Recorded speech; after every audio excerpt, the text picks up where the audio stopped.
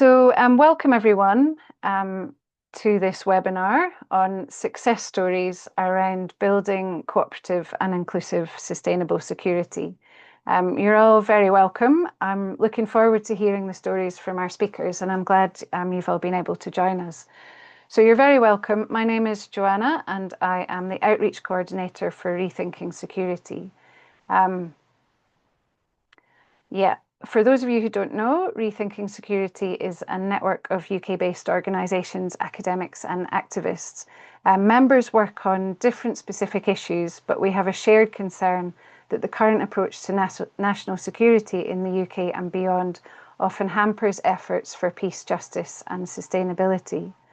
And we're committed to building a much richer understanding of what security really means and of what is required to build sustainable security. And the reason that we're putting on this webinar is that we're often asked, what does a better approach to security actually look like? What does it mean to do things differently, especially as we witness the continued genocide in Gaza and ongoing war in Ukraine, Sudan and elsewhere? And it also seems this year particularly since the election of Trump, that negotiation and cooperation are being sidelined for hard security concerns, and also to access to natural resources as well. And we see that with the negotiations going on between Russia and Ukraine and the US. And we've also just passed another significant anniversary of the end of the Second World War. It was in the ashes of that war that our current international institutions were established. And although these aren't perfect, they did create forums for cooperation and dialogue among nations on a wide variety of human and ecological concerns. Yet these and similar approaches seem to be more and more under threat. However, it's important to remember that alternatives have succeeded and continue to do so. And to help us understand a bit more about how these alternatives contribute to a broad, sustainable security, we've got three great speakers with us this evening. Lindsey from the Quaker United Nations Office, Cleodie from Global Justice Now, and Olamide from the Open Nuclear Network. And their work covers different areas of what we call sustainable security. And our hope is that by drawing those together, we create a kind of broad picture of what it means to work for inclusive, just and sustainable security. So thank you to all three of you for joining us. It's really great to see you. And I'm looking forward to hear what you have to say. So I will hand over to the speakers in just a second, but just to say that we do have a Q&A box and we do have time for discussion and questions after our speakers. So please stick any questions in the Q&A, but also use the chat box to introduce yourselves, have conversation, share your interests and things like that as well. I am recording the session, so if you'd rather not have your name mentioned for any reason, if you ask a question, I think you can make yourself anonymous, or just let us know when you post your question that you'd rather not have your name mentioned. So Lindsey will speak first, then Cleodie, and then Olamide. So I hope that's all right with everyone. And yeah, I'm going to hand over and introduce the speakers now. So Lindsey, you are Interim Deputy Director and Representative for Climate Change at QNO, Quaker United Nations Office. You joined the Quaker United Nations Office in 2013, following a career in conflict areas, initially as a volunteer in reconciliation youth work in Northern Ireland, and then as a teacher in the Israeli-occupied West Bank. Lindsey's worked on refugee protection in the West Bank, and also worked during the war in former Yugoslavia, and with the UN in Somalia to help coordinate humanitarian efforts. So in many different locations, you've done a number of different things, and we're really pleased that you're able to talk with us tonight about multilateralism. So hand over to you. And I hope that you'll become the main visual. Thank you, Jo. And first, I just want to say thank you for inviting me, but also if I put my mute on, it's because I'm coughing and I don't want to blast everyone off their chairs. So hopefully I'll get through this without a coughing fit. But it's really special to be here. And as you said, Jo, it is, at least in my career, and I'm 62, the most intense international period politically that we've seen in this work. And I want to share stories today, as asked, about the international negotiations in which I work and how we can protect and strengthen cooperation for a more just, peaceful, and sustainable world. And as Joe explained, while I work on climate change now at the multilateral level, I come from a peace background, a humanitarian background, primarily working for the United Nations. So tonight I'm going to speak to you as someone who has worked within the UN and someone who is working on strengthening from the outside these multilateral efforts. And the first thing that I want to say is that the UN is not perfect. The effective multilateral efforts are hard to achieve, and multilateral efforts reflect the political will of member states. And that is our challenge. Yet I would prefer a world with the United Nations where countries can meet than a world without. And I want to first say why I love working in the multilateral area.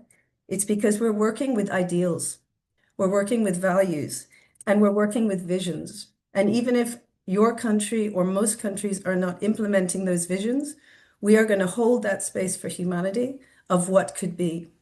And for many countries where people's voice are profoundly repressed, they have something to look forward to. And in these international spaces, they can also start to build some accountability.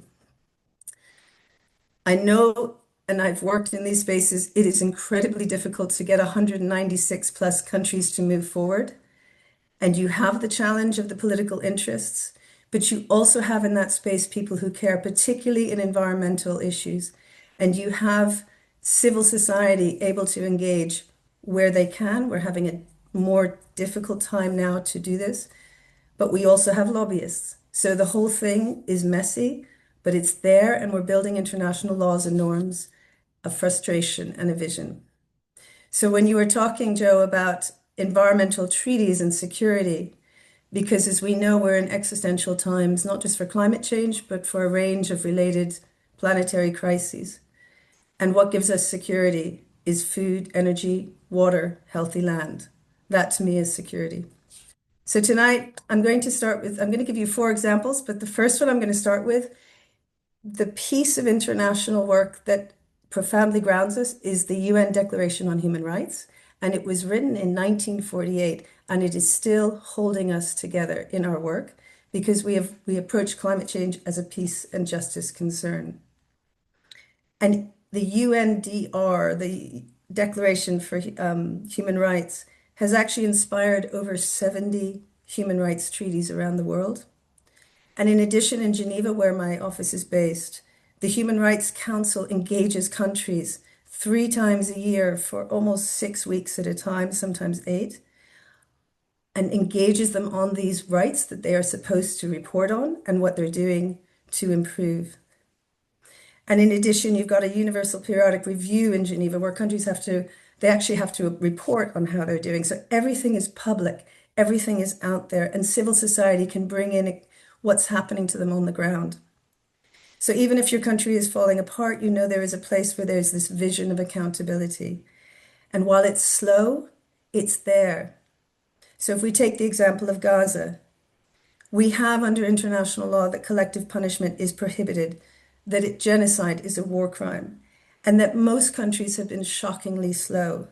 But now they are aware that they're increasingly to be held accountable for supporting a war crime.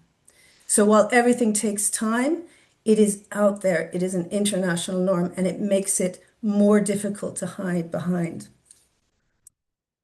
The second example that I want to give you is the 2015 Paris Agreement on climate change. One of the things that we do in my organization is we bring countries together off the record to talk. It's called quiet diplomacy. And I want you to hear the connections from the human rights to climate change. This is the Paris Agreement language.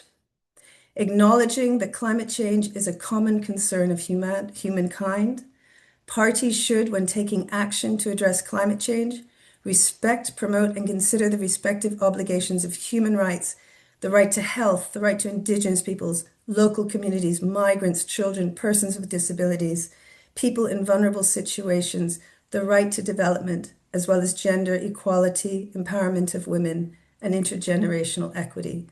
Where do you necessarily get that elsewhere, right?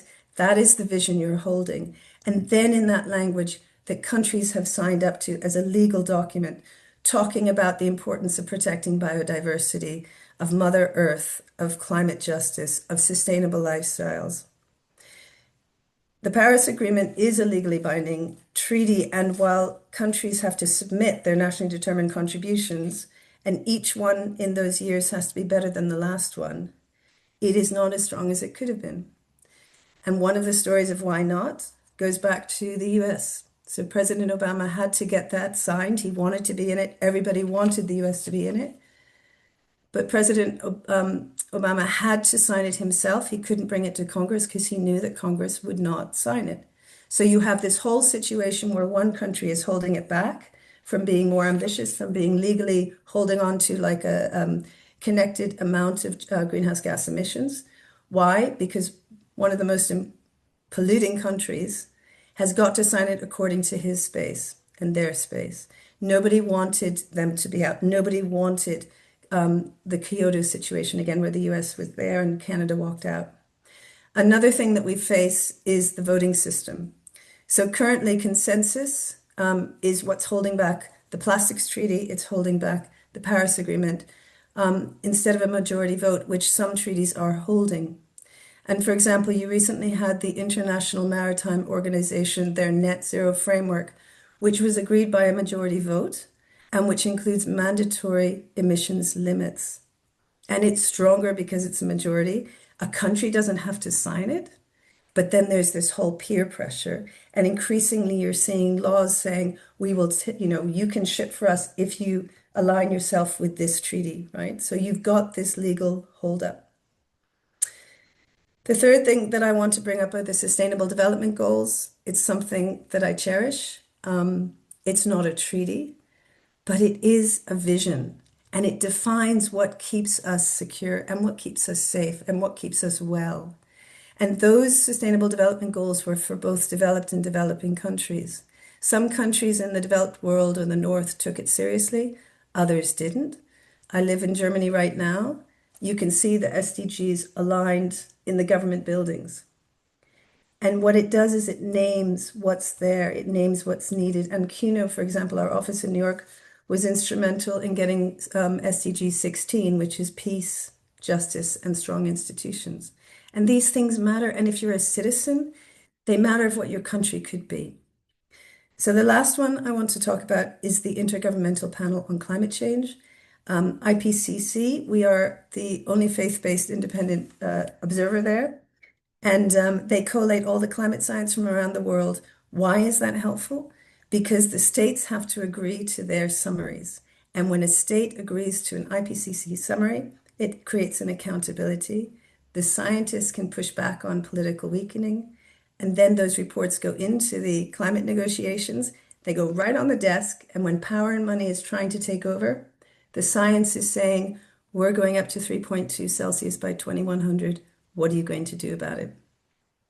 I'll stop there. Thank you.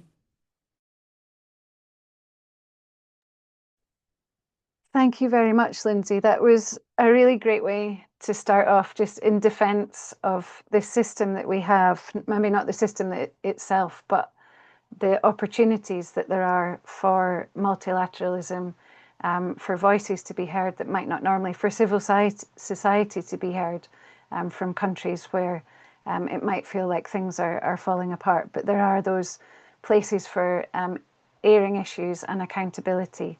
And yeah, it's for me, it's really great to hear that kind of positive vision of all those, of all those treaties that have happened, of all those agreements that have been made, because it's easy to think just that they're not working, but to understand the effort that goes in is really helpful. So thank you for that.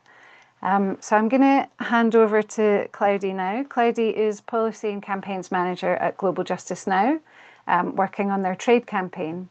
She has a background in policy, campaigns and communications in various NGOs. And having studied Arabic, she previously spent a year studying and volunteering in Palestine. And outside of work, she's a climate and social justice activist. So I look forward to what you have to say, Cleodie. Thanks. I'm just going to try and share my screen here. So is that showing okay? Great, I see a nod. Amazing. They're very hastily put together slides, but it was able to just like this. So I've been asked to talk today about our successful campaign at Global Justice Now, which was getting the UK to exit something called the Energy Charter Treaty, which they did in February 2024. So as you've heard from Lindsey, and as I'm sure you'll hear more about, you're going to hear about some very good treaties and examples of international collaboration. I'm going to talk about the bad ones. So I'll go into exactly what this treaty is. In particular, I'm talking about trade and investment treaties, and I'll go into how we went about the campaign. But yeah, just to introduce myself as the trade campaign at Global Justice Now, and the reason my organisation works on trade is because we see trade rules and agreements as encompassing far more than merely like the exchange of goods between countries, and we see them kind of setting the rules of the global economy. And while free trade as a concept is often kind of posited as this structure of global governance meant to bring about security, our analysis is that they largely function to kind of export neoliberalism around the world and grow corporate power, and they kind of define or largely rein in the policy space that governments have to meet challenges like the climate crisis and other social issues. And as such, they're very destabilizing to our conceptions of kind of human security. So I'll try not to take up too much of my time explaining this because I work with very horrible acronyms. So what I'm going to talk more specifically about one of the most pernicious of these trade rules, which is something called Investor State Dispute Settlement, or ISDS. It's something my organization's worked on for many years now, and it's a provision or a clause that's written into trade deals or investment treaties, and it really concerns the idea of the right to investment arbitration, which is a lot of very like horrible, mealy words. But this basically means the right of foreign investors to sue states that are party to the same trade agreement as their home state over any change in policy or regulation that they say harms their anticipated profits. So I've got a very unwieldy diagram here, but I'm just going to talk through a bit of an example to bring this to life a bit. And this is a real example. So let's say Colombia and the UK have a trade relationship where they have a bilateral investment treaty between them. UK company, in this case Anglo American, which is quite a big, horrible oil company, or oil and gas company, is investing in Colombia. It's actually investing in this case in a massive coal mine called the Cerrejón mine. It's one of the largest open pit coal mines in Latin America. The local community, the Waju indigenous people, have been fighting against this mine for decades, and they actually won. They won a ruling against an expansion of this mine, which was going to divert a river that was very important to them, both in the kind of spiritual sense and also because of the water scarcity in this desert region of Colombia. And so they won this in the highest court in Colombia, the Colombian Constitutional Court. But because of the ISDS clause in the agreement between the UK and Colombia, Anglo American has this secret weapon to make Colombia either pay compensation or row back on that ruling by just the threat of the claim. So Anglo American sued Colombia in one of these ISDS courts, which are kind of secret, behind closed door tribunals, claiming for lost profits. So yeah, these lawsuits happen outside of any national legal system. These tribunals are very much rigged in favor of investors, given that what they rule over is not any kind of there can be no intervention on the basis of human rights or the fact that the government was acting on a democratic mandate to protect the environment, to fulfill its obligations in that way. It's only on the very narrow frame of investment law and whether the investors' legitimate expectations have been frustrated. And they can sue for compensation, not just for money they've invested so far in a project, but by calculating potential future profits. So these cases can run into the billions, and it's all paid out of public money. So they're very much disproportionately wielded by big multinational companies to stop global south countries like Colombia taking kind of greater control of their industries or regulating them. But increasingly, we're also seeing fossil fuel companies use these ISDS claims, these corporate courts, to attack the climate legislation, the emissions reduction legislation that's being enacted far too slowly by governments in the global north as well. So the most litigated of these trade agreements is the Energy Charter Treaty. So yeah, this is a multilateral investment deal. So that just means there's lots of governments that are party to it rather than just a bilateral one of two countries. And it was specifically designed to protect energy sector investments. And it's generated about 135 claims. It was formed in the 90s after the fall of the Berlin Wall and kind of supposedly to protect Western investors in the kind of fledgling Eastern energy industries in case they like renationalize and return to socialism. So it's very kind of outdated in that way. But what we're seeing now is it's really mostly just weaponized by fossil fuel companies to sue European governments when they're enacting climate policies. So just a few examples I've got there on the slide. RWE, which is a big German fossil fuel company, sued the Netherlands over its phase out of coal-fired power plants. A UK company actually won a case recently when Italy did a ban of offshore oil drilling within 12 miles of the coast, and it won more than 6 times what it had spent on the project already. So a lot of these firms use them as kind of cash cows to milk more money out of like projects that they know are actually fundamentally being legislated out of existence and are obsolete. And yeah, another particularly bad one is again, UK companies are very prolific in these. A fracking firm called Ascent Resources sued Slovenia over just the fact that they asked it to do an environmental impact assessment over a fracking project. So those are just some examples, and I just wanted to nod a bit because this is a slightly like curveball topic, I think, in the context of this event. So just to try and tie it to the theme a bit more. A lot of the arguments we were facing in this campaign by the proponents of the Energy Charter Treaty and the ISDS system is that this is how investors ensure the security of their investments. This is how they're safe to know that to operate overseas. What we find is that ISDS is really about passing the costs of, for example, the energy transition from obsolete fossil fuel projects onto the public purse. It's a very kind of like perverse reversal of the idea of the polluter pays.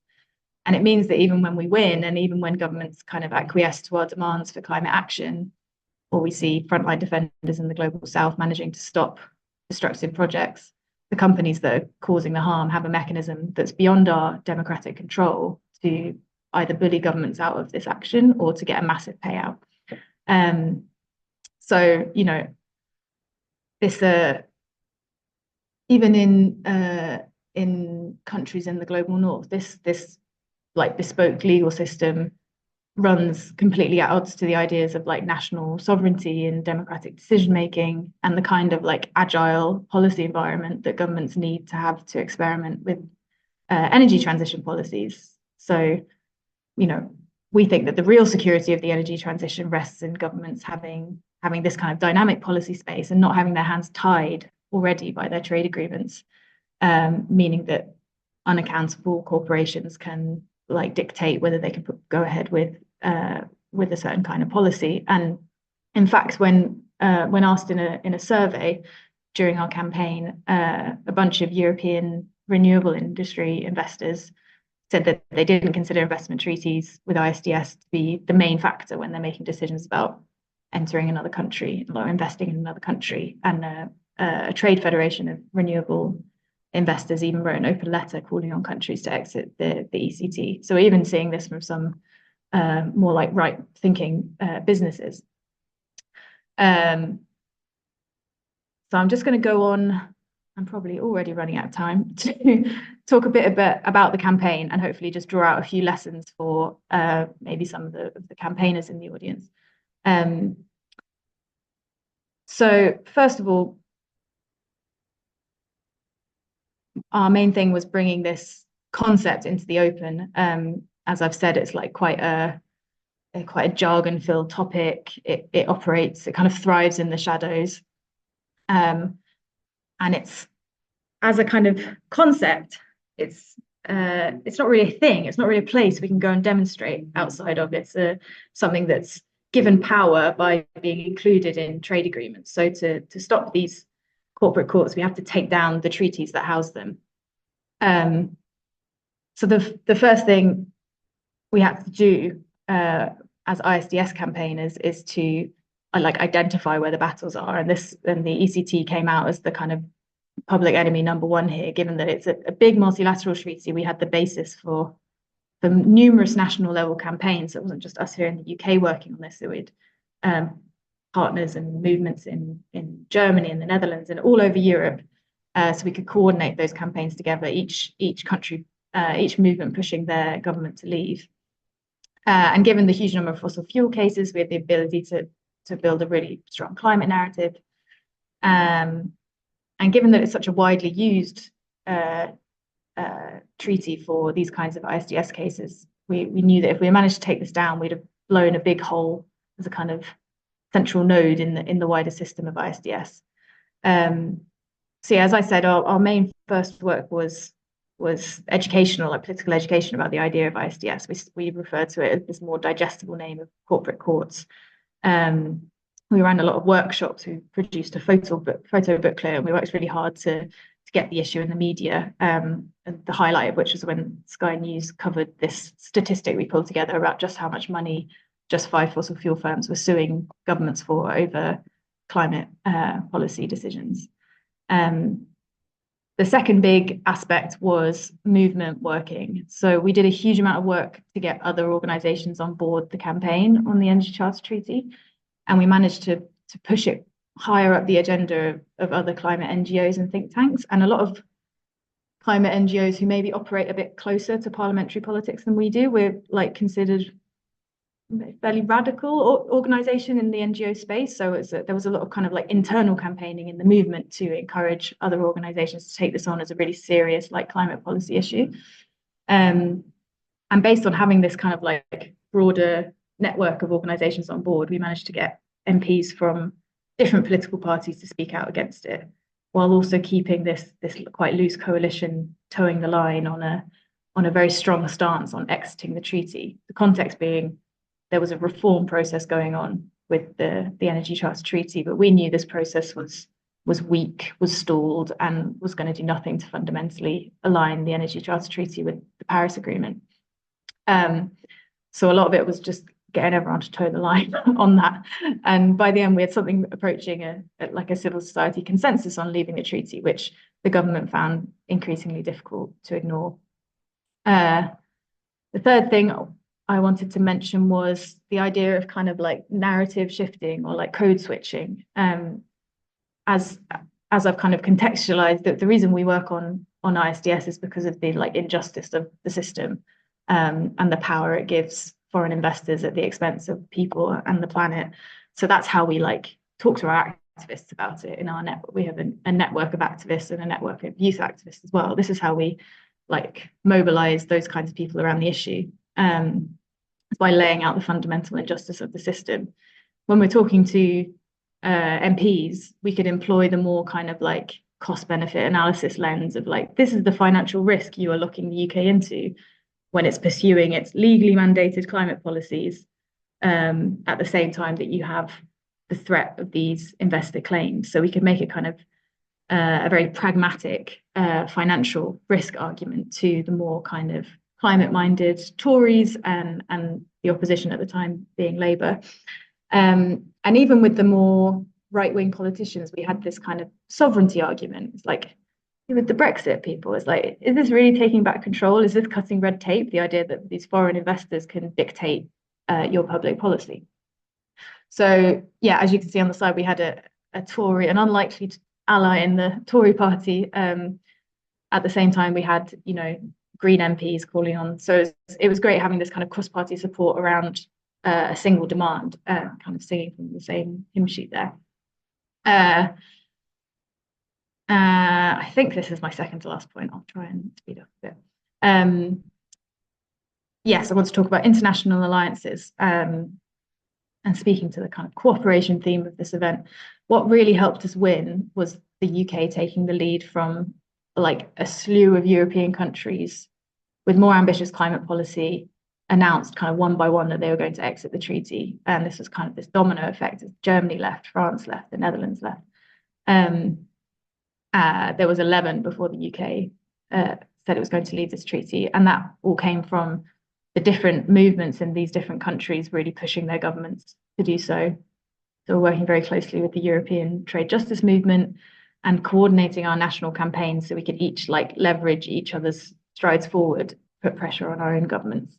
We could say like all these like-minded countries are leaving and you're staying put in this treaty increasingly just with the climate laggards. So it could be kind of easy to think that you know, the Tory, because it was the Conservatives who made this decision to leave, which feels unlikely, could have thought that maybe they just did a simple cost-benefit analysis of the risk of staying in this treaty. But the truth is that these kinds of agreements were barely on politicians' radar before our campaigns put them there. They are very sort of low, they're not very well known amongst parliamentarians. And we think that kind of the civil society coordination was very instrumental in just getting it like known and scandalized. And my favorite quote, which I'd want like put up on my bedroom wall, is an ISDS lawyer, so someone who's very invested in this system, one of our sort of enemies, we found online, had said in a speech that his side had lost the battle of public opinion. And he said, he noted the high level of coordination, and I quote, between the amorphous and fast evolving constellation of interconnected organizations whose number, determination, and capacity to organize means governments can no longer ignore them.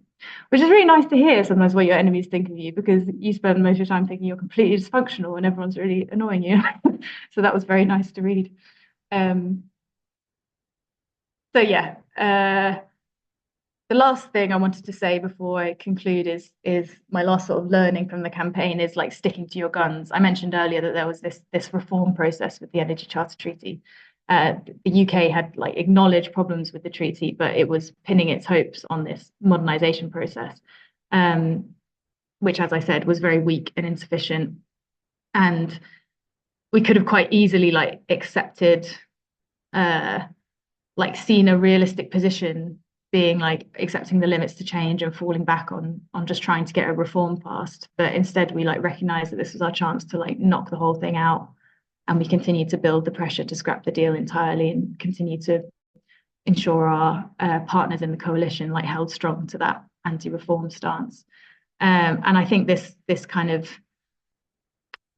gave us the edge, because it was the division amongst the EU countries on whether the modernisation was acceptable or not that really like clogged up the process. And in the end, the modernisation stalled and failed. And it was this impasse that eventually made us push the government to be like, you just have to leave now, the time's up.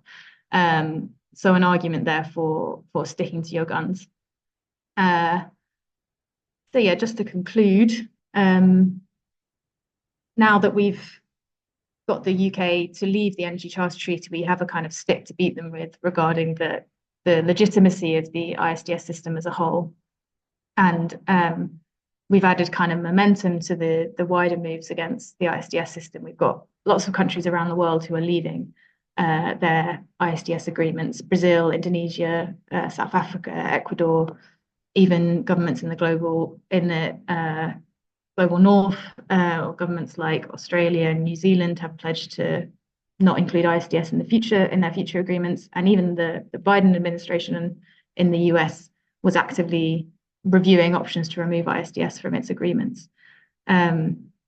So we're now wanting to like take this fight, not just from where it's tying the UK's hands on climate action, but where the UK's trading relationships are like undermining human rights and environmental protection in like global South trading partner countries. So our new campaign, just to plug that, is on the UK-Colombia Investment Treaty, which contains ISDS, and Colombia is, as I was mentioning earlier, is a country particularly hit by these claims. And we can now use the point that kind of hypocrisy of the UK protecting themselves by leaving the Energy Charter Treaty, but still lording it over their trading partners like Colombia. But yeah, national security concerns are now very back on the agenda in the world of trade. And it's very interesting to be a trade campaigner at the moment because there's a lot of complications to the free trade consensus. We're kind of seeing it break down, and we're seeing the likes of Trump distort our arguments about the globalized trade system and seeing kind of like take on our arguments and twist them. So we believe that the globalized trade system has indeed failed people, but some of our arguments of trade campaigners are being taken on by the likes of Trump to like disguise a new front of very authoritarian capitalism. So yeah, I've run out of time to go into that, but I'm happy to talk about that a bit more in the Q&A because people aren't usually very interested in trade, but it's a bit sexy at the moment with Trump's. I will stop there. Sorry if I went over. Thank you, Cleodie. Thank you so much for that. It's really great to hear about the nuts and bolts of a successful campaign, because I know for some people it might seem a bit different, but the way that the economy works and its impact on the environment, on people's well-being, security, their job security, their individuals' economic security, that's really, like Lindsey was saying, at the core of what it means to be safe and secure in your life. And that's what our own research found as well. So it's really important, I think, that we include that in our discussions about sustainable security, particularly when those industries are highly extractive and detrimental in terms of the fight against climate change and nature breakdown. But to move on to more traditional security concerns, I want to hand over to Olamide to tell us about the Treaty for the Prohibition of Nuclear Weapons. So Olamide leads network and engagement initiatives at the Open Nuclear Network, a programme of Pax Sapiens organisation, and manages initiatives such as the Creative Coalition, a dynamic network of aligned non-governmental organisations which creates and executes bespoke engagement strategies to reduce nuclear risks. Before joining ONN, Olamide served as Special Envoy of the African Commission on Nuclear Energy and previously led the European Leadership Network's Protecting the Non-Proliferation Treaty programme during a policy fellowship. He's also taught and researched in different universities, including the University of Leicester and SOAS as well. So I'm sure that you have a lot to tell us, so I'm going to hand over to you now. Thank you, Olamide. Thank you very much, Joanna, and thank you to my fellow panelists, Cleodie, Lindsey, for very insightful presentations. Due to the shortness of time, I'm actually going to offer reflections that bear on the topic that I was assigned, but I'm also going to try to sort of connect our different approaches to rethinking security from our different spheres of influence and expertise. I did find how interesting it was that, Cleodie is working on taking down treaties to improve the security of peoples. And Lindsey talked about erecting treaties and norms to also improve other facets of security. And so the TPNW, which is the Treaty on the Prohibition of Nuclear Weapons, is one of such efforts that is on the side of erecting treaties to enhance the security of peoples. But I think it comes in response to the existence of certain treaties, such as the Non-Proliferation Treaty, but also the existence of certain norms, such as the norms of nuclear deterrence. And so the TPNW, in erecting this treaty, is trying to modify the NPT, but also trying to destroy the fallacies that sustain the ideas behind nuclear deterrence. So I'm sort of in the middle of erecting and destroying treaties, if you will. Now, in the nuclear weapons field, we've experienced how patient cooperation has actually helped to enhance the security of peoples and the security of the planet, and it's been moderately successful over time. But before I get into the TPNW, I just want to give some background context with regards to the nuclear weapons and nuclear deterrence context.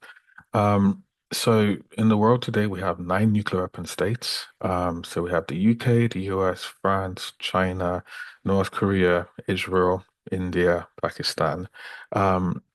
I'm sure I missed one state there, but one thing that is a common denominator with all of these states is that they rely and they perceive nuclear weapons as actually providing security for themselves. Many of them are engaged in nuclear deterrence dyads where they're using nuclear weapons to threaten each other as a means to avoid conventional conflict or conventional confrontation. But the reality is that such a conception of security is so narrow and so focused on the interests of a particular state, while it deprioritizes the interests of the global order as a whole, in the sense that any use of a nuclear weapon would be catastrophic, not only for the state that uses it or that is a target of nuclear weapons, but also for all neighboring states. And in certain cases, the entire planet's security will be jeopardized with the use of nuclear weapons. And so we're dealing with a dynamic where these powerful states with nuclear weapons are basically holding the rest of the world hostage, holding the rest of the world hostage to their own national security concerns. And this is an inherent injustice with regards to the way in which some people's or some countries' securities are prioritized over others.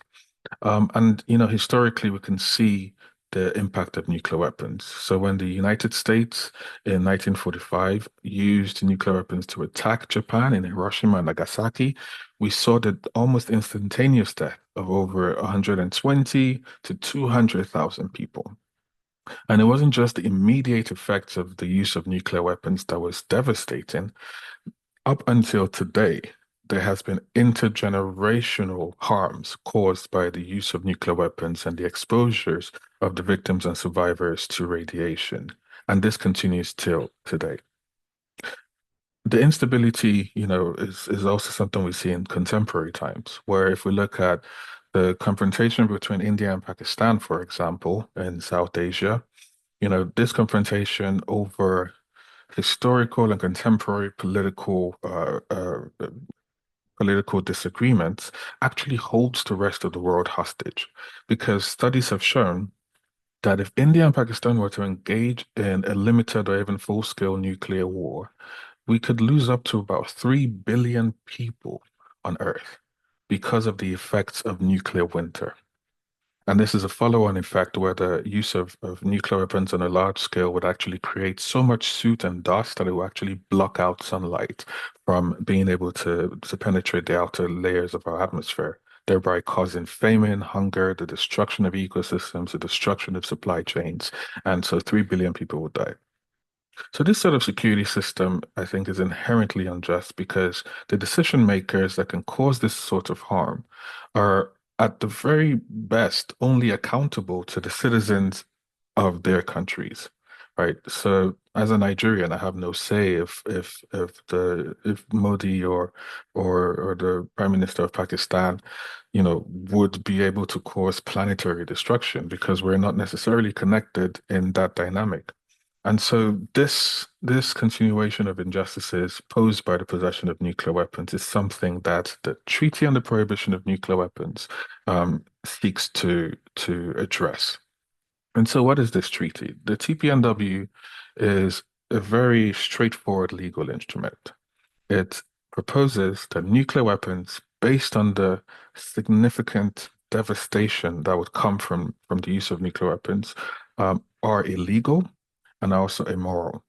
And so the TPNW was negotiated in 2017, and it came into force in 2021. And it has upwards of 70 signatories. And this treaty is essentially a response to the fallacy of nuclear deterrence. It's a response, to the idea that some countries' security could be prioritized over others. And it's also a response that looks at security from a multidimensional perspective, because this treaty actually takes into account the humanitarian and the environmental consequences of nuclear weapons use. So in that sense, it is people focused and it is planet focused. But what is also interesting is how this treaty came to be. This treaty was the product of sustained advocacy of different civil society organizations, starting from, the Campaign on Nuclear Disarmament, the CND, which is mostly UK based, to the International Campaign to Abolish Nuclear Weapons, which was sort of the global hub that served as the coordinating mechanism of over 500 different other NGOs, coordinating them to advocate for their countries to address this nuclear injustice that exists. And so, from 2013 up until the treaty was signed in 2017, you found that advocacy was actually focusing on peoples. It was focusing on the humanitarian impacts of nuclear weapons as opposed to focusing on the abstract, grand national security theories that justify the existence of nuclear weapons. We weren't saying, oh, look, nuclear weapons bring strategic stability. We were saying, actually, nuclear weapons cause intergenerational harm. It causes cancers, it causes, the loss of ecosystems, it causes, significant devastation to life as we know it. And this sustained pressure was actually something that many countries in the global south, especially in the global south, were able to connect with because the injustices that exist in the nuclear realm, as we've seen from other presentations today, exist in other spheres. And so in the nuclear weapons space, I think countries found an opportunity to be able to use a treaty to put pressure on the nine nuclear weapon states to eventually disarm, to first of all call these weapons illegal and then build on follow-on mechanisms, follow-on treaties, follow-on advisory opinions from the ICJ that would actually push for the eventual elimination of nuclear weapons.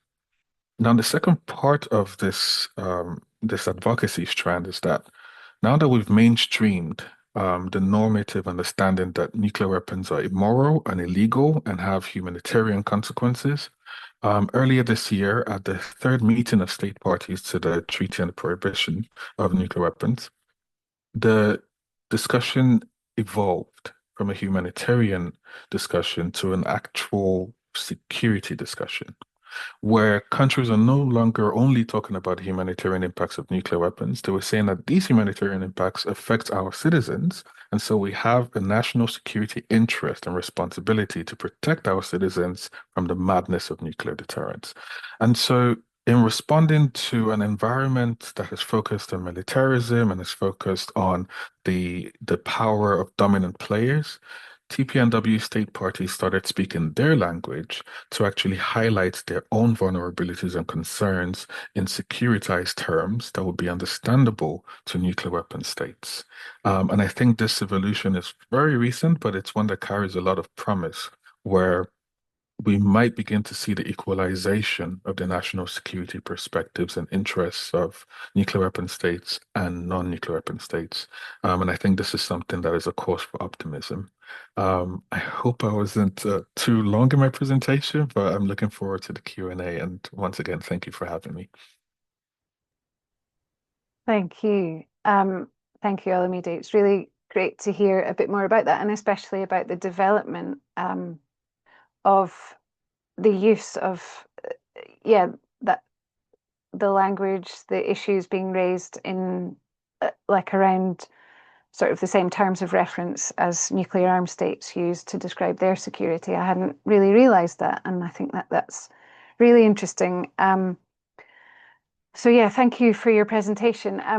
I think we don't have any questions in the Q&A at the moment, but I have a few, and if anybody does have some, please put them in. We've got a few minutes to have a discussion.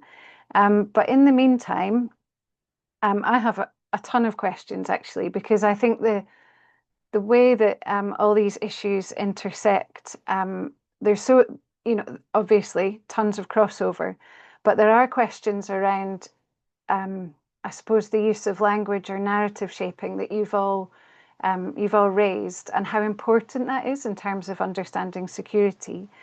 So I guess I don't know where to start, because there's this idea of human rights that holds everything together, and there's this using traditional concerns to undo ideas about security and build new ones. And so I think I'd kind of like to ask you all, how important you think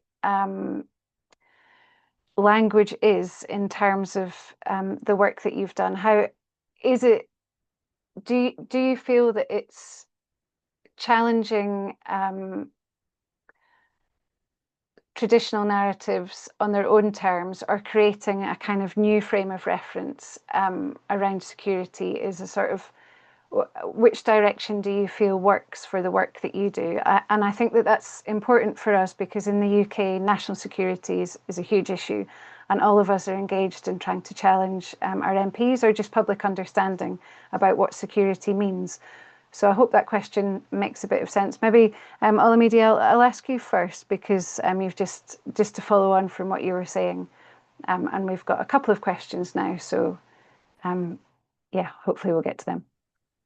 Absolutely. Thank you for that question. I think language is extremely important, and the way in which you use language in our work is extremely important, um, because it allows for us to not only create new norms, by identifying and articulating concerns that have not yet been embedded in a particular, say, legal discussion or a particular advocacy circle.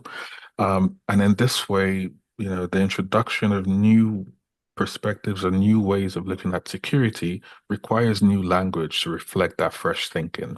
But I also think that using existing language and using sort of established terms in certain scenarios can be quite useful to socialize, those that are not necessarily willing to engage with revisionist perspectives. And so I think being strategic and tactical about how we use language to, first of all, articulate new security concerns or new perspectives and anxieties, but also being strategic about using language to break into established forums. I think a mix of these two is extremely important. Thank you.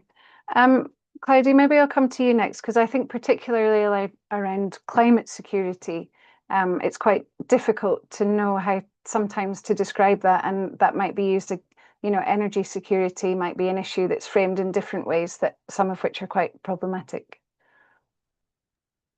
Yeah, there's lots to say about this. I guess the narrative, the main thing when we think about narratives in our trade campaigning work is usually around how to maneuver past the jargon that often obscures what's really happening in the kinds of treaties I work on, which I should I guess clarify for everyone here is that a very different kind of endeavors than maybe what the other speakers are talking about.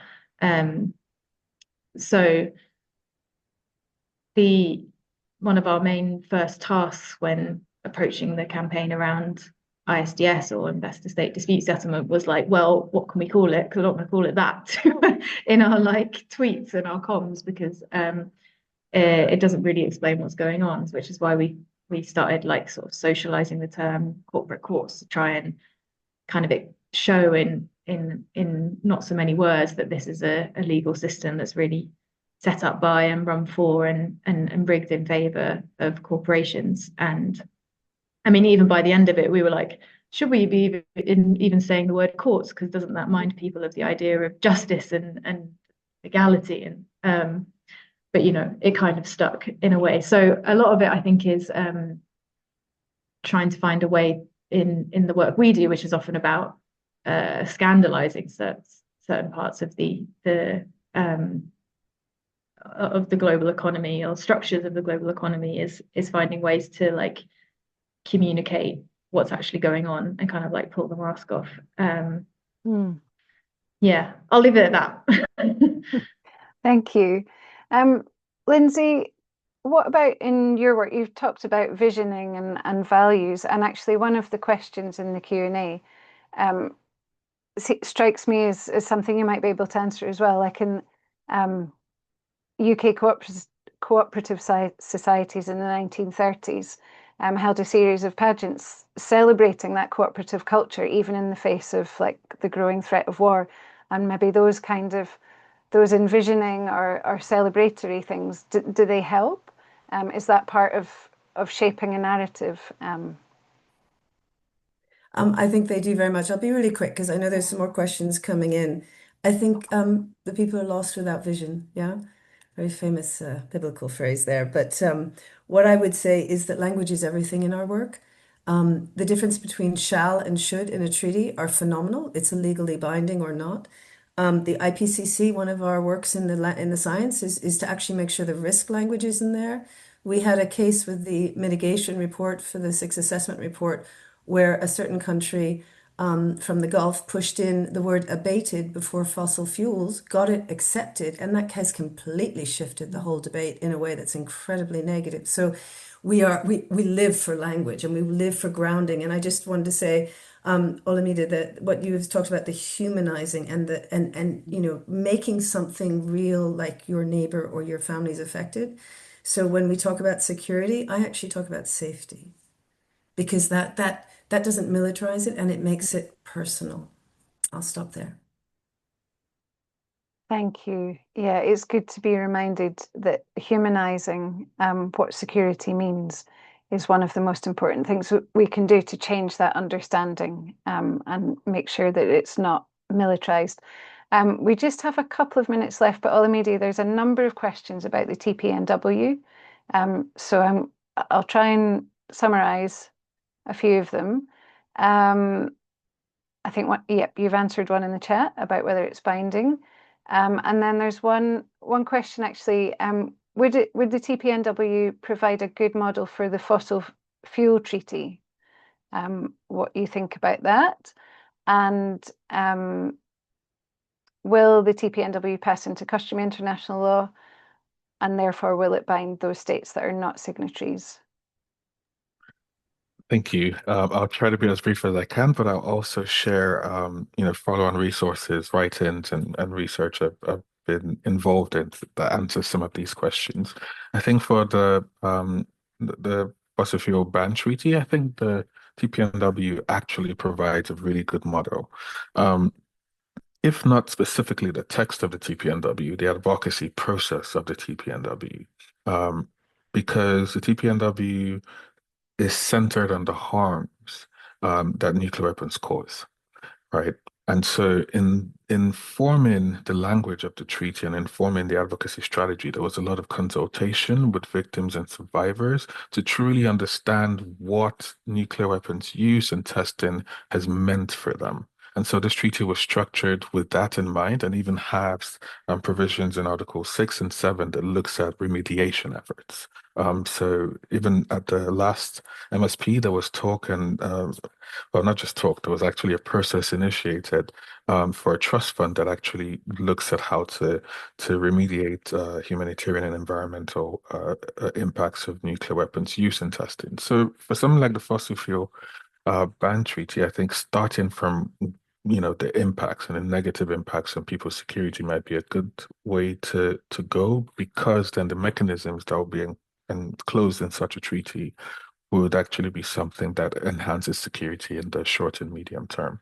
Um, in terms of whether the TPNW can become customary international law, there's many ways in which it can. So the increasing number of signatories and state parties to the treaty is already changing perceptions of what the global opinion is on the legality or otherwise of nuclear weapons.